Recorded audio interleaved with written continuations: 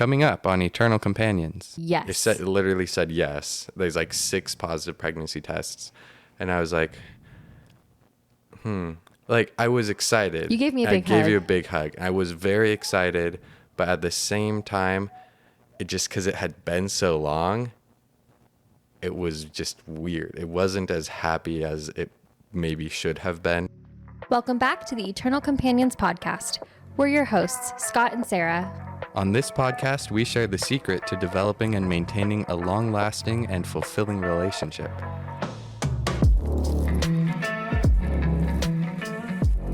On today's episode, we are going to be talking about kind of a heavy topic.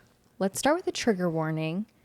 This episode is going to be about fertility, pregnancy, miscarriage, and that's a good summary. So that's what we're going to be talking about today. We're going to be talking about our fertility and infertility journey as a couple. And yeah, where do you want to start, Scott?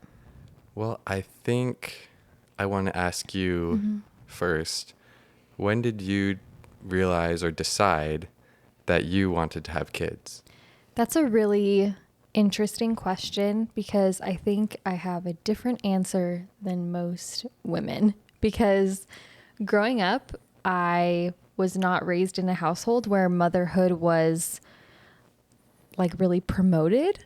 That sounds kind of weird, but like I remember my friends all had like baby dolls and stuff like that, and I wasn't allowed to play with baby dolls, you know, and it was never like, when you grow up, you're going to be a mom. Like my parents never really talked about that. And it wasn't even like they said you could be a mom if you wanted to. It just wasn't ever a thing that was really instilled in me. Instead, it was much more like career focused. Like when you grow up, you're going to have a job or things like that. Bummer. So yeah, right. So I didn't really have a desire to have kids when I was young. Throughout my high school years, I also didn't really think about having children. And I honestly, like once I became an adult, I knew it was probably going to be part of my life, but I didn't have like a really significant desire to have kids until we got married. Like when we were engaged and dating and everything, I was like, yeah, we're going to have kids someday. But it wasn't until I had such a close relationship with you that I was like, oh, I want to create life with this person, and I want to have somebody who's like half of Scott running around, you know?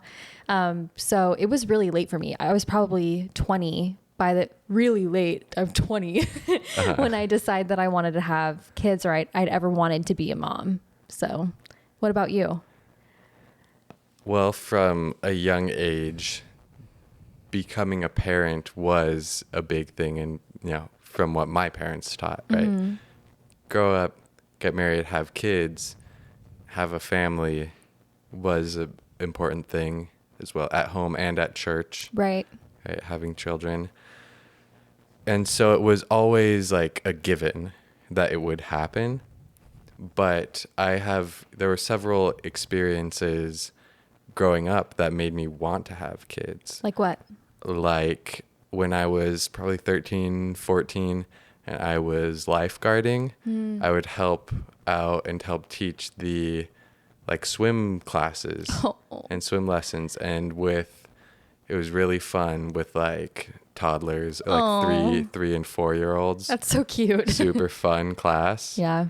That was really fun. And I thought, oh, kids are fun. I also really wanted to have kids when I was a math tutor.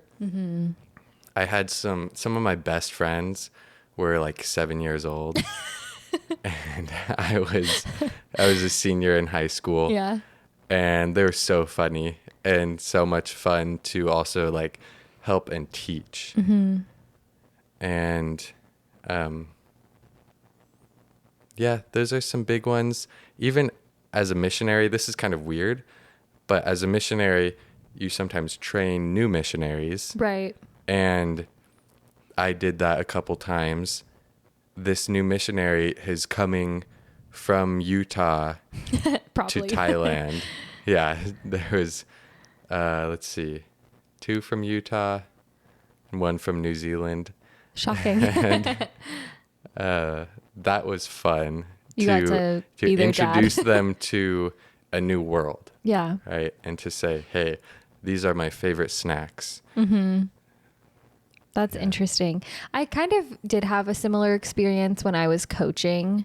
Like I also have enjoyed being a role model to younger people and teaching, but I never thought of it in that way of like, this is a parenting principle. That probably says a lot about me. That I like teaching is not a parenting principle. But yeah, I can definitely see how those experiences would make you interested in having kids. So that's cool. Kids were fun. And that's when, we decide as individuals. Do you remember if early on, did we have a conversation about, like, do you want kids? Did we ask that to each other? I honestly don't think we ever said that. And correct me if I'm wrong here, I feel like it was always a given that we would have kids. I remember when we were engaged, we did have a discussion of like birth control, and if I should get on a birth control that is a little bit more like long lasting. I remember we had a conversation about an IUD, and they had like a 3-year one or a 5-year one. And I remember we said like, let's do the 3-year one. And then we can kind of decide at that point if we want to get another one or take it out. So I think that's what I remember. We definitely had some more in-depth conversations when we were engaged and married. Right.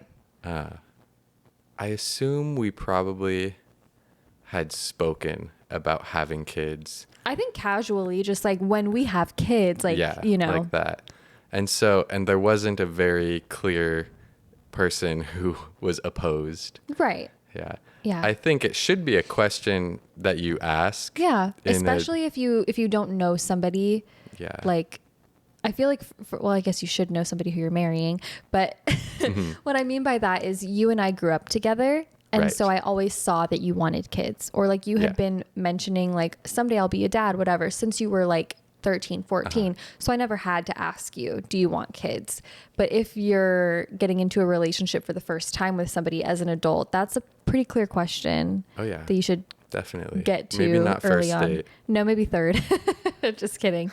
But it should be something that you talk about before you make a long-term commitment, because that's a huge deal. It is. Yeah. So that's kind of what I remember about in terms of just logistical planning. I knew that when we talked about birth control. Yeah, when we got married, we kind of had this idea that we wouldn't be having kids for at least a couple years. If I remember correctly, my memory is telling me that we decided that we should probably wait to have kids until we're both out of college. Yes. So let's give a little bit of context. We shared our like love story, marriage story. If you haven't listened to it, episode 1. Yes. And there's a part 2 is Sometime. one of the episodes. Yeah, I think the one last week, I think, was part 2. We didn't necessarily talk about the fact that we were both still in college when we did get married. I don't think. Yeah. So we got married, and I had 1 semester left of my undergrad, and Scott had 4 semesters, I think so. I think 4, maybe 5 semesters left when we got married. I think 4. So we determined that it would be most responsible. Wait, go ahead. No, that can't be right. Why? I only went to 1 semester before. And then 1 semester before your mission. One semester when you got engaged during that semester, and then that means 6 more. Okay, so Scott had 6 semesters 3 years left. He had 3 years left of school. I only had 1 semester left. Oh. Yeah, it was rough. And so we determined it would be most responsible to wait to have kids until we were both done with school and we both had jobs, because kids are expensive. Yeah. You know? But what actually happened, This has been something that's happened in our marriage several times, where we come to an agreement on a timeline of some sort, and then we both individually receive a prompting from what we believe is God. Mm-hmm. That is like definitely was. Yeah. To be like, I'm confident. I'm just, giving context. we get a prompting that's like, maybe you should rethink this timeline. And so I remember came together and said like, hey, I've been thinking maybe we should start talking about kids. And you're like, oh my gosh, I actually was thinking that same thing. And we were like, this doesn't make any sense though. So yeah, was I in my last semester of college? No, it was 2021 when I got my IUD out. You graduated in 2022. Did I? Yes. Oh, wow. You were in school for my whole life. That's what it feels like. It was 2021. Yeah. So I remember we were kind of confused. You know what? What? Well, this was, my interpretation was you went off of birth control. Yes. And weaned off of like antidepressants. Antidepressants. But then there was a time period that we weren't trying to have a kid very actively, but we were also not preventing a child. We weren't using birth control. Right. And so before that though, I skipped ahead. You're skipping. Before that, I remember we were confused about the timing of everything. So we went to the temple. Yeah. Do you remember that? And we both were like, went to the temple with the hope of pondering the timeline of having children. And I remember I looked at you afterwards and I was like, what do you think? And you're like, I guess we're supposed to have a kid. I was still confused a bit. I had some thoughts that were like, you should start, but you might not have kids. Or I had some thoughts like you might end up adopting. I remember that because, and that was a really strange thought to have, but we were like, okay, like what, that's cool too. Like, you know, we're happy to invite any children into our home. That sounds weird, but, but you know what I mean? Like we would be happy to become parents in any way. Yeah. So, but we determined that we needed to start the process. So starting the process for us looked like me getting rid of my freaking IUD, which I hated anyway. Thank goodness I got that thing out. Anyway, that was in April of 2021. And then like Scott mentioned, we had a period of time where I was trying to like let my body regulate and I was getting off of not birth control. I was off birth control. I was getting off of antidepressants. Yeah. And was quick, like it didn't take that long, a month or two. Right. Really the process. Right. And so then by that summer, by June is when we started like actively trying. And what did that look like? This is like a weird conversation because you hear people say like, oh, we're trying to have kids. And you think that just means you're having sex. Okay. Like that's not what this whole episode is about. Right. Our actively trying was a science. It was extremely scientific. There were ovulation tests pretty much daily to track when you were ovulating. And then there was, 2 days before ovulation, 1 day before ovulating, the day after ovulating, the specific days and times to have sex to give the highest chances of conception. Right. And I wasn't expecting that because like when I thought about having kids, I always heard from everybody like, oh, it just happened. Like, especially because we were like in our early 20s. Yeah, we should have been theoretically very fertile. Right. We weren't. That's the quick version of this story.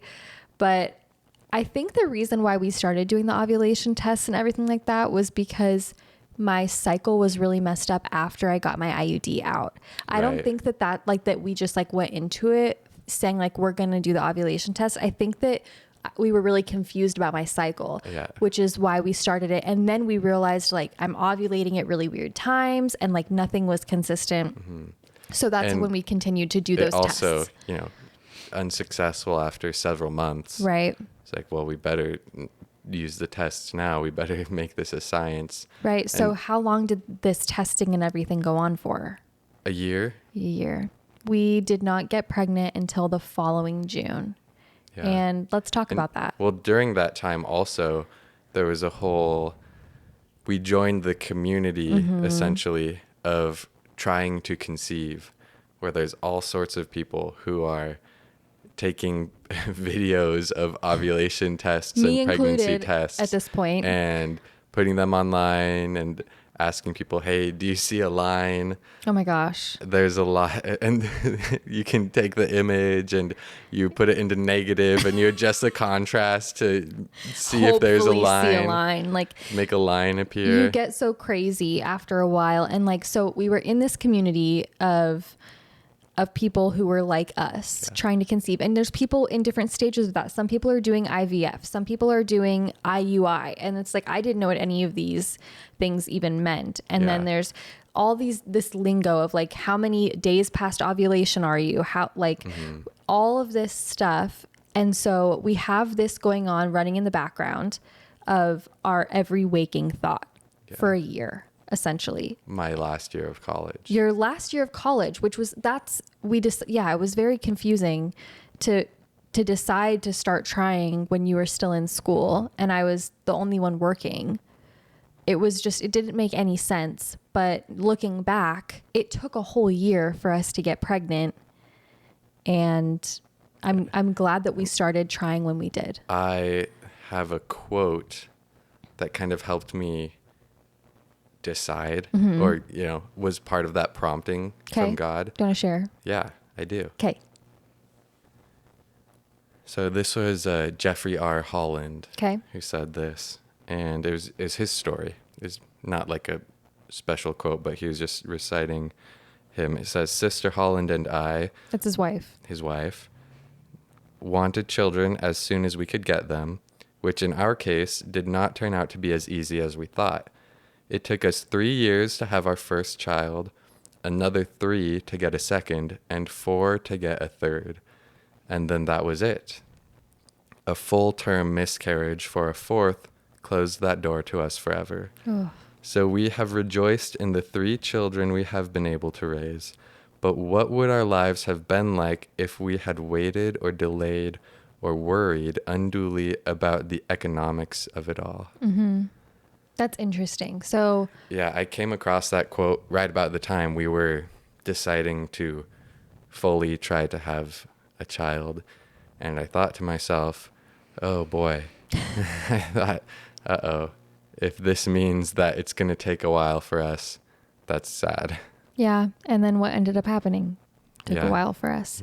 So during that whole time, we were surrounded by young families and babies, and we would go to Disneyland together, and I would look at the other families with their kids, and I'd be at the quote happiest place on earth being miserable, like a deep sorrow that I usually don't have. It did not help that I also was off of antidepressants, because I was really trying to like do everything I could to make my body work. And like, it was really frustrating too that entire year, because like I said, I didn't grow up thinking I necessarily wanted kids. Like, being a mom was never part of my identity. And then when I like tried to have kids and I couldn't, I just felt like I was faking it. Like I was trying to force this identity of motherhood on myself. And I so many times thought like, maybe I'm just not meant to be a mom. That's a sad, hard thought. It is. And like, you don't know if it's true or not. That's the hardest part, is I was just like sitting with this thought, and I'm like, there's nothing I can do about it except try to have a kid. It was tough too in our religious environment. Oh my gosh. There's expectations of having children and having children quick, which we had, first of all, we had already waited, I would say, longer than the norm. Oh yeah. So many people in our religious community get married, and then 2 months later you see a Facebook post saying that they're having a honeymoon baby. Yeah. You know? And so we had already waited, and then now we were trying, and we wanted a child very badly, because we had wanted kids the whole time, but we waited so that we'd be in the position to give our child a stable and secure life. And so now that we felt nearly ready, it was still earlier than we had anticipated. We still weren't, I didn't have a job, a real job. Right.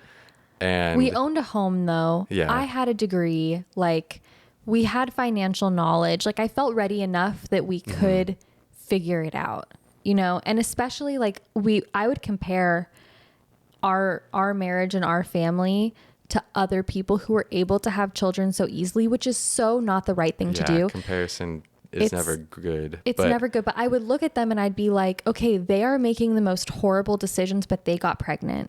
Right. And they we didn't would want a think, baby. why would this family be allowed to have a child at this time, and us, why can't we? Do you remember what you told me? I remember we were driving home one day and I was so frustrated. I was like, this person didn't even want a baby and this and that and whatever. And you were like, something you need to remember is that maybe we can learn more by not having a child than by having a child right now. And we believe that this life is all about learning and growing. 100%. God puts us in situations for us to learn. And for us, you know, a child, we've still learned a lot, and it's still been difficult, but there was a lot of learning that happened from struggling with fertility. Right. And just patience, being, you know, trusting of guidance and what God's promptings, even when we're not seeing the result that we thought we would see. Right. And, you know, even just, I'm now so much more sensitive to what other people may be going through. I had no idea what it would feel like. And I didn't even know anything about actually getting pregnant and the whole process.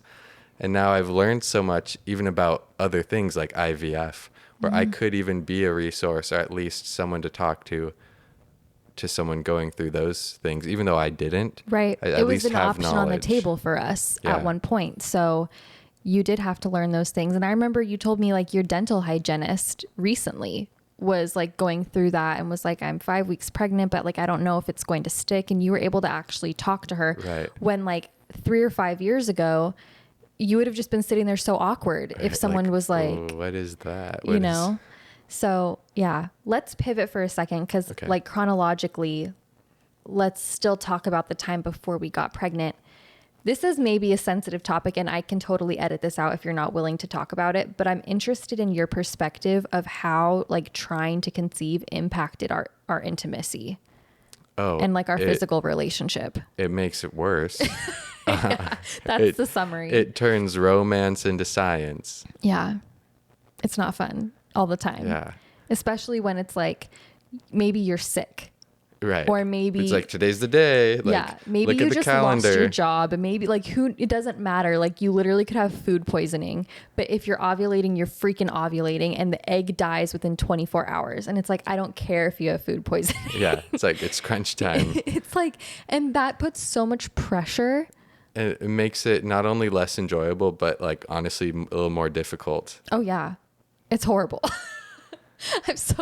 I'm so glad that we're not trying to have a kid right now. Yeah. Because it's just so stressful. And like I said, it just consumes your every waking thought. And then it's just like every 4 weeks, it's the saddest day of your life all over again. When you take those tests, and which I took pregnancy tests every single month.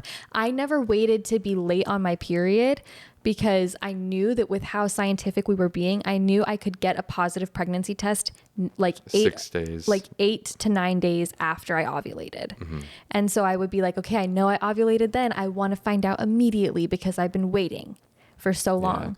And so then I would take the tests. Like, it would be like 3 pregnancy tests a day for a week. Because I was obsessed with this, you know? It was a lot. It was super, super unhealthy, but you know, that's just where we were at. And I remember like pretty early into us trying, it was like we started really trying in June, and then in November my best friend got pregnant.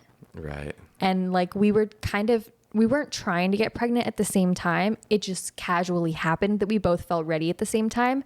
So, you know, she was sending me her ovulation tests and I was sending her mine, and we were bonding over that. And then all of a sudden she got pregnant. And I was so happy for her. Yeah. But also, and also devastated. sad for yourself. I was devastated. Right? And that was super, super hard. And then like, you know, she went to her first ultrasound and she's like, how are your tests looking this month? And I'm like, bad. They're still negative. Like, and that just went on and on and on. Went on for a year. Yeah. Until June, we went to Disneyland. Yeah. And what was it? The car ride there. I felt a cramp and it was not time for me to have my period. And I had learned about something called implantation cramping, which is when the baby, essentially the tiny, tiny, tiny little speck of a baby, embeds itself into the lining of your uterus. And I was like, so you might be able to feel that. You might. For me, I am. And so when that happened, I knew that that could have been a day when I could be implanting, because it's so many days after, like there's so much science to it. When it happened, I knew. And I was like, that's what that was. But I didn't want to get my hopes up. Right. But I knew. Mm-hmm. And then you were a bit nauseous. I was like, especially the car ride. Oh my home, gosh, the car drive ride home from Disneyland. Like 4 or 5 days later, I'm starting to feel sick. I'm sweating profusely. I am so short of breath. Like I started having these weird symptoms and I was like, I bet you anything that I'm pregnant. And you started a new job. I didn't really know yet either. I just thought you were car sick. Yeah, which was probably true. So we came home and you started a new job that week, and I decided to take a pregnancy test. Well, first, all of a sudden I really wanted a smoothie. And I don't really want smoothies very often. For breakfast. Yeah, I made like a smoothie. Like I made, smoothie. And that usually does not happen. So I made a smoothie and I was like, that's weird. And then I took a pregnancy test and it was positive. And it was the first time I had ever seen a positive pregnancy test, or even something that resembled and a how positive many more test. did you take? 50. I took like 6 because I was like, this has to be an evaporation line, which is essentially a false positive test. I remember I started shaking, first of all. Like I was shaking, my heart dropped into my stomach. Like it was crazy. And I was like, immediately I felt like I wasn't alone. Like I could feel that my body physically was not independent anymore, which is such a strange thing. But I'm like, I know there's like someone here. Like that's so crazy. I FaceTimed my best friend who was still pregnant at the time, and she started crying. She was almost due. She was like 7 months pregnant, I think. And she started crying on FaceTime, and she's like, does Scott know? I was hiding in our master bedroom closet. I was like, no, like he doesn't know yet. I just took these tests. And she's like, well, go tell him and then like call me back later. And I was working. You were working. You were on a meeting. And when we decided to start trying, I actually went to Target and I bought a little baby outfit because I assumed that it was going to be quick. Yeah, a few months. And I wanted to just have something to announce it to you whenever it happened. That way, if I took a test at 10 p.m., I could whip something together really quick because, you know, I can't keep secrets from you. So I wouldn't be able to like wait. So I had this baby outfit hidden since like May of the previous year. It's like a whole year and a month later. Yeah. And so I put a little letter board together. I put out the pregnancy test. I put out the outfit, and then I got you. What was that like for you? I came out. There was like your phone was set up, recording. There's the letterboard and outfit. It was honestly kind of jarring. Like I just came out of a work meeting. I should have waited till after I read work, this probably. letterboard and like I looked at the positive pregnancy tests. I honestly didn't really believe it. Right. At Even first, though one of them was digital and it said yes. it literally said yes. There's like 6 positive pregnancy tests. And I was like, Like I was excited. You gave me a big hug. I gave you a big hug. I was very excited, but at the same time, it just because it had been so long, it was just weird. It wasn't as happy as it maybe should have been. Right. Right. So we turned that emotion around really quick, and we got so excited. Like, because the tests started getting darker. Yeah. Within a month, we bought a crib. We were crazy. We bought a rocking chair. We bought this pregnancy book. We basically took, your office was in that bedroom. Yeah. We removed your office and turned that bedroom. We started creating a nursery. Within like 2 weeks of knowing we were pregnant. Yeah. Because we had waited for so long. And on top of that, we got gifts for all of our parents to announce to them that they were going to become grandparents. We were the only children of theirs that were ever going to have kids at this point. No other grandchildren. Yeah. And so we announced it to them, to family. We bought a bunch of things. And at 6 weeks, when is the first ultrasound? 8 weeks. 8 weeks. So there was a appointment before that where you took a pregnancy test. At the doctor. Yeah. And they did like blood work also. Yeah, you're pregnant. Yeah.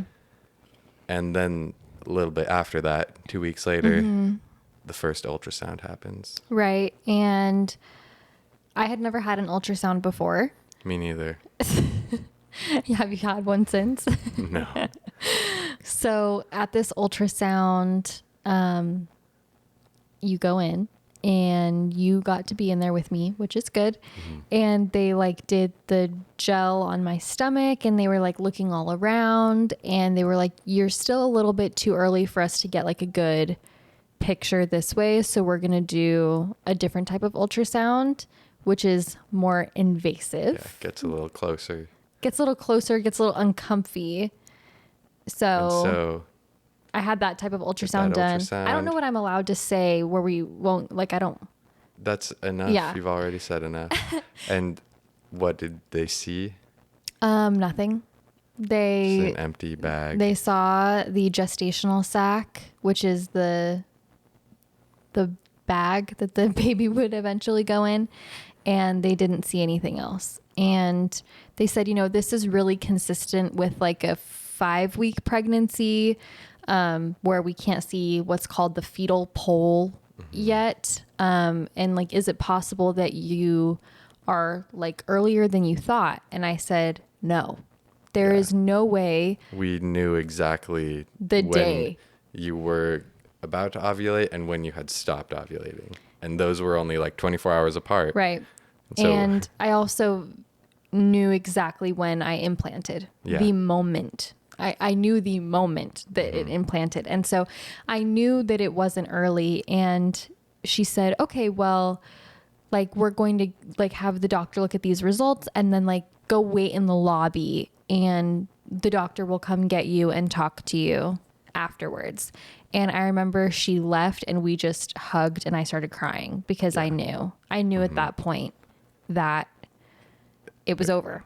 It never had begun, essentially. It was a miscarriage, right? It was a unsuccessful pregnancy. So that appointment alone was really difficult for me because I'm crying and she printed out the ultrasound for us, I believe, that has nothing on it. And we're sitting in the lobby holding these ultrasound photos.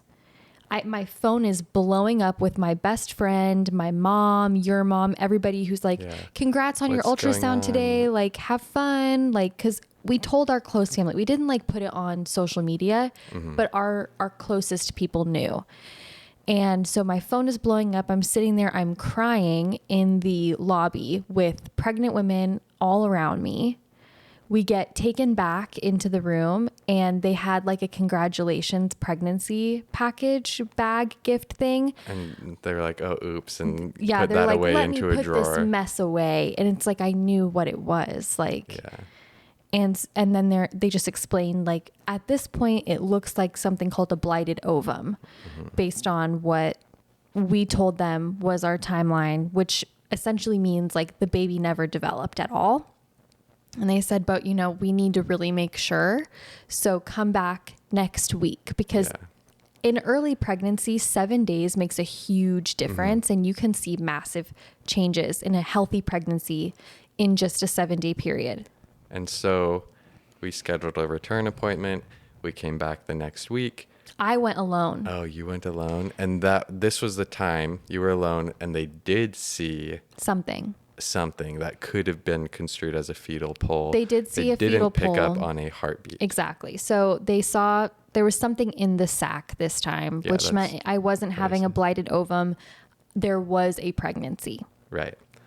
And I remember I texted you because, I'm there at the ultrasound alone and now I have a baby in me all of a sudden, when the past week I'm like, there's nothing even in there. And it was confusing yes, for both of us. And the doctor.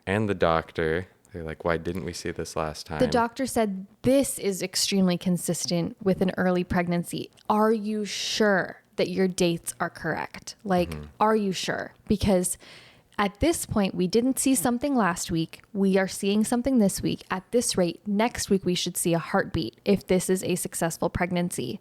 Like, are you sure? And I said, yes, I am sure. And so they had us schedule another ultrasound. Did I go back with that next one? Yes, because I was like, I need your support, because today is the day that we're going to find out one way or another for sure. And if we are finding out that it's not good news, decisions need to be made about how to proceed. So I needed you there. So we went back the following week, and it was the same as the previous week. Right. And it was even tricky for them to find that apparent fetal pull. And so we determined, and the doctor determined, right, that the baby was not alive or growing. Right. And at this point, I should have been, I think, 11 weeks pregnant. Yeah, maybe 10. I think we had 11. to schedule out a couple weeks for what came next, right? I had it that Friday. Oh, really? Yeah, it was that quick. So at this point, they determined that I lost the baby around 6 weeks. That's how it was measuring. First ultrasound. Right. So they said, like, you didn't ever progress much past that. So essentially you've been carrying something in there for like 5 weeks that's dead. And it didn't come out naturally. And I wasn't having cramps. I wasn't having any signs of a miscarriage. I was still having pregnancy symptoms. Somewhat. Yeah. You weren't really nauseous. I know. I got nauseous for a bit at the beginning, and then it kind of started to drop off. And we were like, oh, wow. Like, what a blessing. You're not going to be nauseous during your first trimester. Right. And like, come to find out, my hormones were dropping. But I was still like...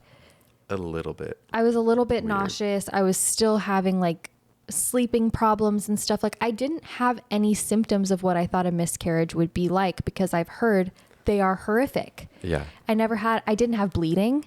And so the next step was, there were 2 options. Yeah. Right? Take a pill, or a doctor puts you under and sucks it out and scrapes it out. Yeah. And sorry to be graphic and direct, but this is what we like genuinely had to discuss and deal with. We had to decide what. This is the reality of it. Is like, it'll probably work, but it might not. And if it doesn't, then you got to do option 2. And if it does work, you have to deal with this at home, and they won't give you pain medication, and you're going to go through a miscarriage on just ibuprofen and Tylenol, and you could hemorrhage at home. And if you bleed this much in this amount of time, you have to rush to the hospital. Lots of details. So we decided to go with the surgical removal option, which was also terrible. It was horrible because I had so much anxiety about the whole thing. I had so much anxiety about going under anesthesia. Yeah, you were super scared, and you hadn't been under general anesthesia before. There's a lot of problems, a lot going wrong.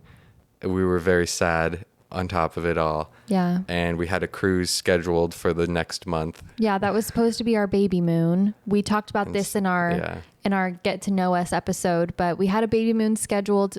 This sounds so crazy because we like hadn't even had an ultrasound yet, but we were I cannot express in words how excited we were at this time. And it was taken away. It was taken away from us. And so I went to have this procedure done, and it was difficult for a lot of reasons. I was separated from you for most of it. Like, they took me back alone at first to give me an IV and stuff. I'm sitting there crying. There were still COVID protocols going on, so I couldn't go back. It was a sad experience. Yeah. And that's about it. I don't know if we have to say much more about it. I didn't have any issues. Like the process went smoothly as much as possible, but overall, it was a really hard thing to go through. And so we came home. We weren't having a baby. We closed the door on that room. We legitimately like closed it, and we didn't open it for quite a while. We stopped like going down that hallway. Yeah. Like it was really a sad time. And to make this whole thing harder on me, my best friend delivered her baby 2 days after I had the miscarriage. Yeah. And so I am bleeding. I am going through postpartum hormone changes, which they don't tell you will happen. But when you have a miscarriage, you experience postpartum as well. My boobs were going to fall off. They hurt so bad because of the hormones. My veins were blown in my arms, and I went to her house to hold her newborn baby. It's awful. I declined. I was invited, and I said no. Scott couldn't do it. And I couldn't do it either. Yeah, you were just more obligated to. I had to. And that was the last time I saw her until her baby's blessing in November, because I couldn't. I wanted to be there for her, and I feel horribly about it now because I know how difficult postpartum is. I know how difficult a newborn is, but Well, you were there for them in a way before they came home from the hospital. You did a lot of house prep. We gave them meals. We did an acceptable amount. It wasn't great. No. But we were not really capable of much more. No, it was really hard to sit there with like legit my arms like bruised up from my medical abortion surgery that I had holding a newborn baby. And so you were then unable to be pregnant until you ovulated again, right, which could be between like 6 and 12 weeks. Yeah, you don't really know what's going to happen. And so we kind of didn't talk about it much until that point came. And then we had to decide, are we just going to get right back on things and start having a baby? And we had a pretty in-depth conversation about that. I remember that we decided not to. We were like, this is horrible. Like, we need a break. And at this point it was fall. And I believe we decided January. Is that? Yeah. We were like, let's just table this until the new year. Yeah. We weren't going to use birth control. Right. And we were just like, nothing has happened yet really successfully. So like, if something does happen, that's great. But I emotionally and mentally we couldn't track everything and plan out things and do all the science. We decided to just live normally. Yeah. And we weren't expecting much. We were expecting to have to wait to start things back up again the following year. Right. So that's how things were. And then in November, I remember I had previously called the fertility doctor before, and they had just gotten back to me that day, which is what prompted this conversation in November.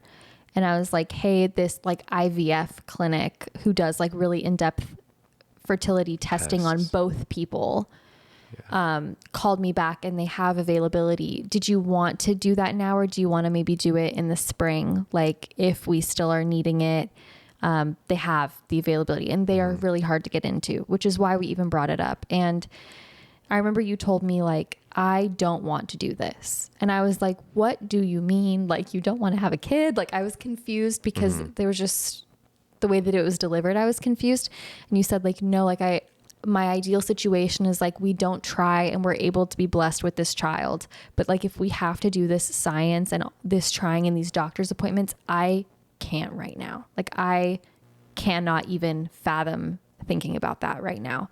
So I was like, okay, like, understood. I'll delete the voicemail from them. Like, I am pretty much on the same page. Like, I would have been willing to go to those doctor's appointments, but I definitely was not jazzed about it by any means. So then what happened?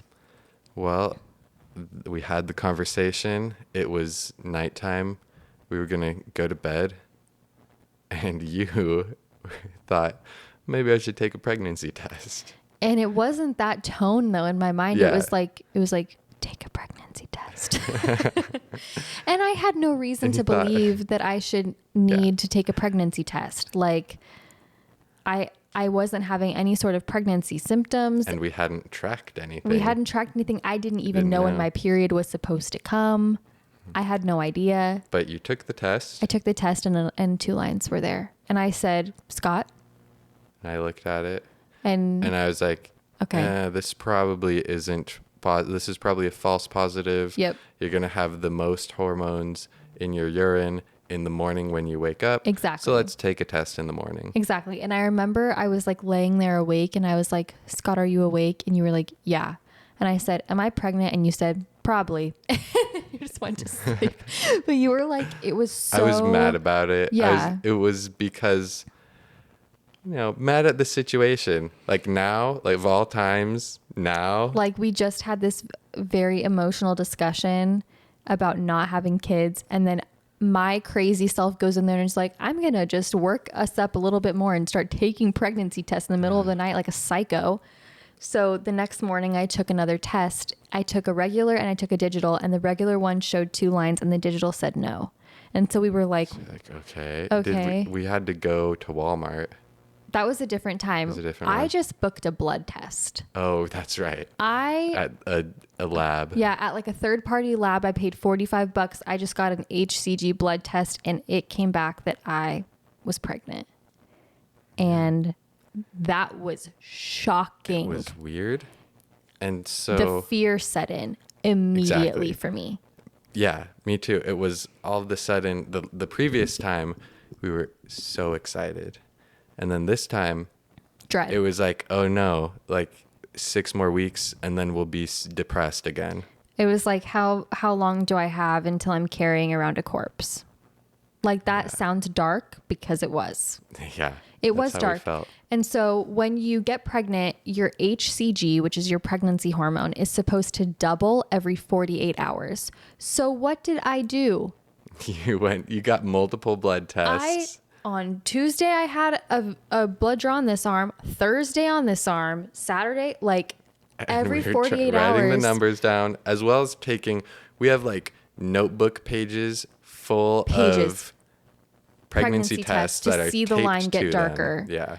Like when I tell you that this was the most stressful experience of my life, it was like, and the numbers did double for the most part. Like there were some times where it was like a little bit sketchy, but then I started having really severe pain. Oh, you know what we forgot to mention? What? You had a smoothie. I did. That morning. You had a smoothie. The morning that we had that conversation, like we had the conversation late at night, that morning I had another smoothie in the morning. And then we had 2 smoothies for the entire year of, what was that, 2022? Yeah. Those were the only 2 smoothies that were consumed in our household. Yep. And then took the test that night. And so now we have this running joke of like, if I'm making a smoothie in the morning, we don't even need to buy a test. Like we just know. Mm-hmm. But so I started getting really severe pain, like all on my right side of my pelvis, down my back, and all the way down my leg. It was so bad that I was like crying, and it was so painful. So we thought it could be ectopic pregnancy. We went to the emergency room. We sat there for 6+ hours. And they did crazy ultrasounds on me. A bunch of ultrasounds, and they were like, can't see anything. Well, like what happened was they took me into a separate room to do the ultrasound because they had to do another one of those really invasive ones. And it was like a specific ultrasound tech. And she was doing the ultrasound on me for like seriously an hour because they couldn't find my right ovary at all. And that's where all of my pain was. Yeah. And so they were like, we don't know, like, in the end, it was inconclusive. It was inconclusive. And so then I just went back to my OB and they did an ultrasound, and the ultrasound was like consistent with an early pregnancy. There was no heartbeat yet, but that was correct for the timing. Mm-hmm. So I had that ultrasound, and then we went back at 8 weeks to have our regular first ultrasound, and there was a heartbeat. Yeah. And that was crazy. Ended up probably just being... It was really severe sciatica pain. Yeah. Shout out to Culture Chiropractic. They healed me. Yeah. bones and joints were bad. And Yeah. so, yeah, that was crazy. We were scared. Again, normal people probably would have been like, oh, do some yoga. We were like, emergency room now. Now I owe Banner money for that. You know, it's like, Right. We're racking up medical bills. We're racking up blood test bills. my cortisol And levels, my stress even hormones are through the roof. the money we spent on Pregnancy tests tests. was probably a lot. Seriously, ridiculous. And like I What a say it's time. ridiculous now, but in the moment, it was rational It was to rational you. because our baby had died. That's how Yeah. it felt. Some people, when they have an early miscarriage, they're just like, oh, I had a miscarriage. But for us, our child died. Yeah. And it wasn't just our child that died. It was the hope of becoming parents died. Because it was the whole situation of hopelessness until the miracle happened, and then the miracle died. It So was it was horrible. double hopelessness. I remember from there too, on. like when we found out that we were miscarrying, I was like crying on the couch to you, and I was like, I am mad at God. Do you remember me saying that? Yeah. Like I have not felt that before, and I have not felt that since. But it was like such strong emotions. And I remember I even texted my mom and I said, like, I've never felt pain and like a sense of loss this severe. And she was like, what? Like, not saying that it was irrational, but like, for those of you who know me, like I lost my dad when I was a kid. And I said, like, that doesn't hold a candle to this. Like, losing my dad was nothing compared to having this miscarriage, which like to some people may seem crazy, but that's how bad we wanted this child. So then to have a so far successful pregnancy, Every week was, every 2 weeks we were going to the OB. right? They did give us a lot of ultrasounds, Got a few extra ultrasounds. and check-ins and things like that. But it was still stressful every single Yep. time. I kind of don't ever want to go back there again. I know.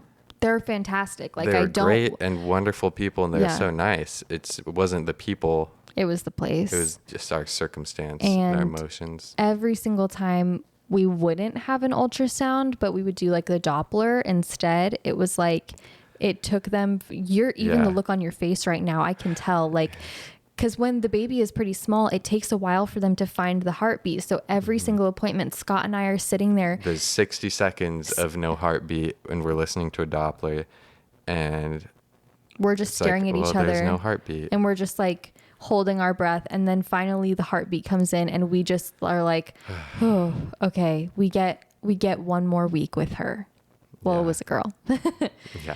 But that's how the whole thing went. And then like, Until viability, which was where we loosened up a little bit. a little bit. And when I could feel her move, Yes. that helped a lot. But then there were some times where she was facing the wrong way, You wouldn't feel her move for a day or day and a half. So we would have to like poke her a bunch, and like Yeah. that was really Put stressful. an ice pack on her to make her wiggle. Yeah. And it was just like, she's probably so annoyed with me poking her all the time. But like, I was so scared. And then there was, do you remember your birthday dinner? Oh, at my birthday dinner, you had like intense cramping. Like the most severe cramps that I had ever. And I was 20 weeks pregnant. And yeah, I was so nervous. You were in the bathroom for a while. I was just sitting at the table eating my lobster. And I went to the bathroom to check if I was bleeding. That's how bad the cramps were. And you came back. We were just stressed the whole time. I'm sure we could think of 80 more examples, specific times when we thought that we lost the baby. yeah, like And every day. That Every just day. goes to show how on edge we were. We were not able to enjoy the pregnancy, and I felt I couldn't even let myself think that we would have a baby because it was a defense, right? Because of fear of getting hurt so much more the entire time I just expected another miscarriage, and it was just really sad. It was really sad. Another thing that made it really sad for me was the lack of understanding in the people around us, because which was shocking for me, because a lot of the people around us either had dealt with something similar or they know somebody who had dealt with something similar. But because of that, I think it made it less important, because 1 in 4 pregnancies ends in a miscarriage. And when we sort of announced to our close family and friends that we had had a miscarriage, so many people said, you know, me too. Like, I had one before, I've had 3 before, whatever it is, my sister had one, my mom had 2, like so many people. But in a way that I felt that was like discounting my experience, and everybody was like, well, at least you know that you can get pregnant. Right. You know, or like your mom specifically was like, well, everybody loses their first pregnancy, and then after that, your body knows what it's doing. So you'll get pregnant again and like, it'll be fine. And it was just those comments that just made me feel small and made the situation feel small. So then when we did have a pregnancy that was going well on paper for the most part, there was like a few bumps in the road, but nothing severe. I felt like the only person that understood my anxiety or my stress was you. And I'm grateful that you were there through it all, but I wish that you and I had a larger support system that was a little bit more understanding of how hard the good pregnancy was, because I felt so guilty too. Yeah. It's like, I should be excited to have this baby. I wish I could connect with my this gosh, baby. I felt so disconnected. And that furthered my whole thing of like, I'm not meant to be a mom. I was not confident that I was supposed to be a mom until she was like 2 weeks old.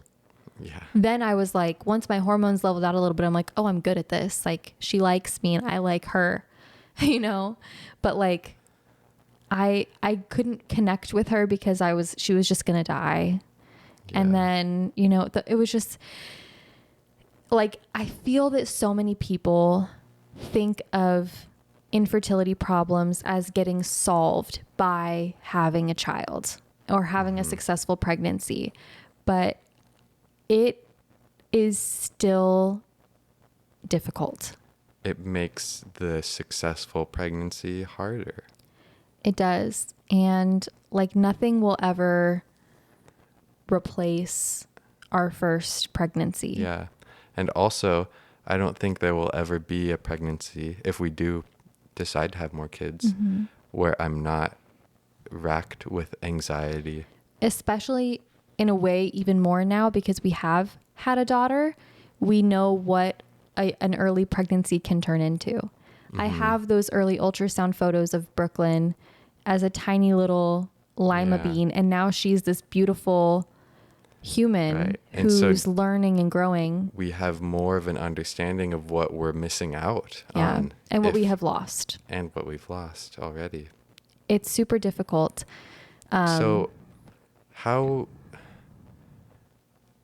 is there any advice that you would give to either help someone get through this themselves or for someone to, you know, be a comfort or an aid to someone else who's going through this? It's a really good question. I think that something that comes to mind is to remember the dads, because there were a lot of people who did reach out to me and offer condolences or offer to bring me lunch or whatever. And just because it happened in my body doesn't mean that you didn't lose something too. And in a way, like, discounting the experience of the dad discounts the experience of the family.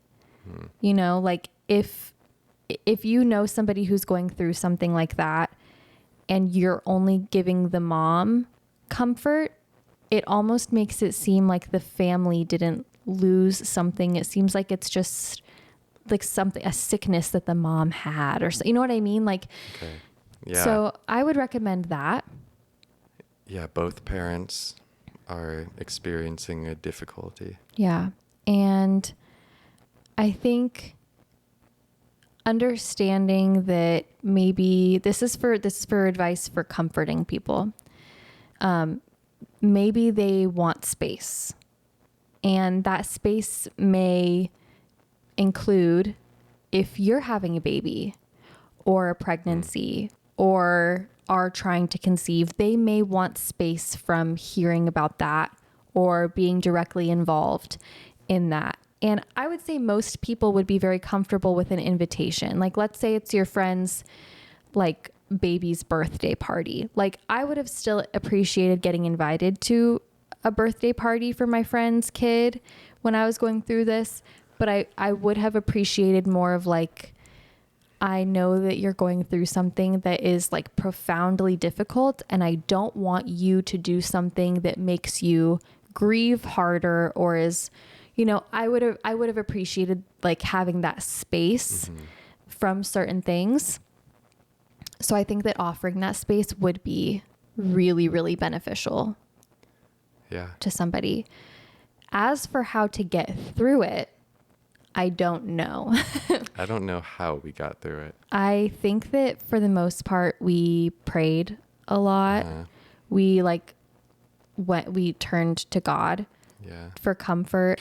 Yeah, I would say that like, if you are a religious person, going there would be helpful. I would say that our coping mechanism of like turning the next pregnancy into a science experiment with all the blood tests and everything was not healthy. And it's not something I would recommend Me neither. by any means. I think that something that did help me in my successful pregnancy was, I don't know if you remember me saying this, but like before 24 weeks or whatever the age of viability is, if something goes wrong, you can't fix it. Yeah. So if it's going to go wrong, that's it. Let go. Let go. You're not in control and you can't be. Let go of your responsibility, because I felt like I had a responsibility to maintain this pregnancy because I had felt like my body failed. Right? So learning more about the age of viability and knowing before this time, if the baby is born, they cannot survive. Even if they are healthy, they cannot survive if they are under this many weeks old. After that point, I did feel a greater sense of responsibility to make sure that she was moving as much as she needed to, and like, you know, really keep on top of making sure that she was healthy and okay, because if she was born, something could be done. But letting go in those early days of knowing, what would anybody do if we found out something is wrong? That helped me. It was dark, but it helped me to relieve myself of that responsibility, because I don't know why we had a miscarriage. Yeah. We don't know a reason that any doctor found. No. And so trying to relieve yourself of that responsibility is really important, because like I said, 1 in 4 pregnancies do end in miscarriage in the United States last year is what the statistics are showing. And there's probably not like an easily identifiable reason for each and every one of those things. Sometimes DNA just doesn't connect properly, you know? Yeah. And there's nothing that you can do about it. It's like drinking one less Dr. Pepper isn't going to change anything, or like, you know, so just knowing that it most likely isn't your fault could help get through it as well. Yeah. As a dad, what advice do you have for dads going through a miscarriage? It's really tough. For me, I like to usually look for a bright side. And the bright side sucks on this one. but the bright side is you've probably gained more patience, or the ability for more compassion and sympathy for others who are going through difficult things. And so you've learned, you've grown, and you might not have kids. Yeah. But you have grown. I also think for us, because we did have a child, we have a baby now, we cherish her extremely. We do. She is a prize, a reward, right? A very special person who we went through a lot of really nasty things to get here to this point. And so that's, I guess, a plus side. Yeah. I also wanted to give advice. For me, the best thing you could do for me if I was going through that again is DoorDash coupons, or Seriously. not coupons, but gift cards. Seriously. Yes, that is a fantastic piece of advice. And I would say that goes for any type of loss or sickness or anything. If you don't know how to help a friend, DoorDash, Uber Eats, or just drop off a meal. Drop off food. And don't expect to come in. Mm-hmm. Don't expect to be a part of that. Knock on the door and leave. Even better, send a text. Yeah. Say, I left food at your door. Love you. Don't feel the need to reply if you don't feel comfortable replying right now. You know, it's such a hard thing, and it's such a hard thing that so many people are experiencing. Yeah. And that hurts my heart, but you can get through it. You'll have to get through it. Time passes, and we can't stop that. Well, that scares me. Time passes. And on that note, that's it. Thanks for listening. Hopefully you've maybe learned something from this, or, if you feel sorry for us and you want to send us a gift, that's fine. Go ahead. I am dairy free at this time, so don't send anything too delicious. Yeah. Or do, and then it'll just be all mine. Whatever. Thank you for listening. We'll see you guys next week. Thanks so much for listening to this episode. Do you have a love story worth sharing? Head to eternalcompanionspodcast.com to be a guest on our show. And don't forget to check out the show notes. See you next week.